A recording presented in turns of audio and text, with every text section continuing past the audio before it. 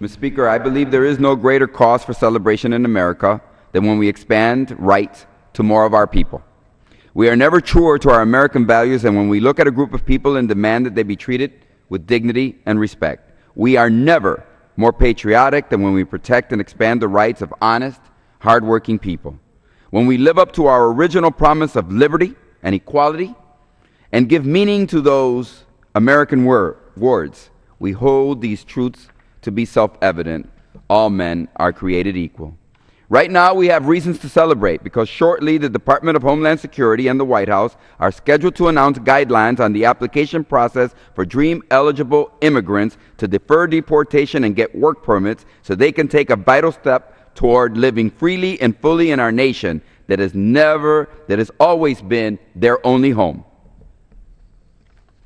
Today, I want to congratulate the DREAM Act eligible youth who have fought so hard for this right, the 1 million of them that will be taking a step forward. And I want to remind DREAM eligible youth that because of the intelligent action by President Obama on August 15th, they will be able to apply for work permits and protection from deportation. On August 15th, Mr. Speaker, they will take a step out of the shadows and into the light. I encourage them to take this step, and I want them to know that help and resources are available. But first, a warning. Any progress on immigration is soon followed by some unscrupulous attempts to make money off the backs of deserving immigrants. So I say to my friends today, be careful. There is no reason that applying for relief through President Obama's use of prosecutorial discretion should be expensive or cumbersome. If someone says the only way for a dreamer to apply is to write a big check, my advice to the dreamer is they should run in the other direction. They are being lied to. But dreamers should run toward help because help is on the way. In Chicago yesterday, the Illinois Coalition for Immigrant and Refugee Rights and I announced a workshop that will be held on August 15th.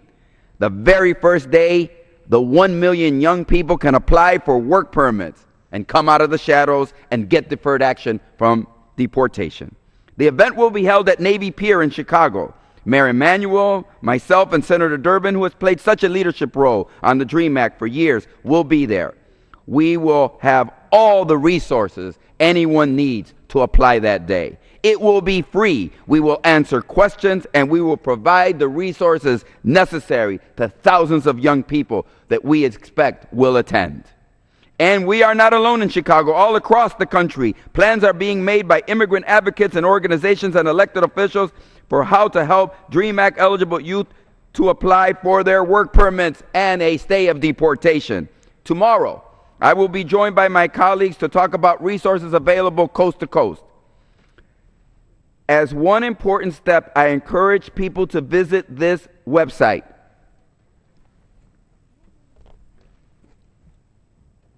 DreamRelief.org. That's DreamRelief.org. To find out more about who is eligible, how to apply, and where people can receive assistance, it's DreamRelief.org. On August 15th, across America, thousands of honest, hardworking, law-abiding, DREAM-eligible youth, immigrants, should be celebrating by lining up and taking that historic step toward equality.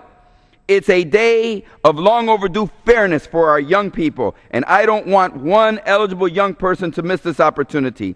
I want our young dreamers to demonstrate to America on August 15th what they've demonstrated to their communities and their families and their friends their entire lives. They've worked hard and earned this right by excelling in school, by helping their neighborhoods, and by serving our nation. I know who you are. You are the next generation of leaders of our great nations. On August 15th, show all of America who you are. And we need your example because it's vital to remember that every time we've expanded civil rights in America, every time someone tried to stand in the way. From women's suffrage to voting rights for African Americans, to Americans with disabilities, to marriage equality, someone will raise their voice against expanding the rights enjoyed by some Americans to all Americans. There is always someone who says, these rights, these liberties, this equality, it's for me, it's not for you. So I ask my DREAM eligible friends, 1 million strong, On August 15th, show America who you are and remind America that freedom and equality is for all of us.